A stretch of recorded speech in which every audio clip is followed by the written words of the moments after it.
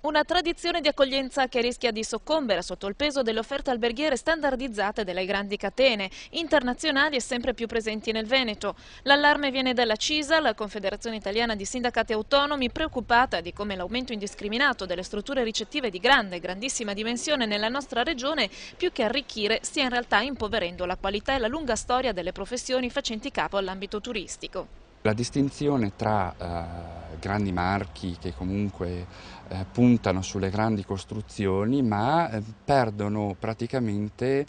quel senso dell'hotellerie che è tipica della nostra tradizione dell'ospitalità o comunque di vedere il turista come ospite, non come cliente, mentre le grandi holding guardano più come prodotto e utenza o target, usano questi termini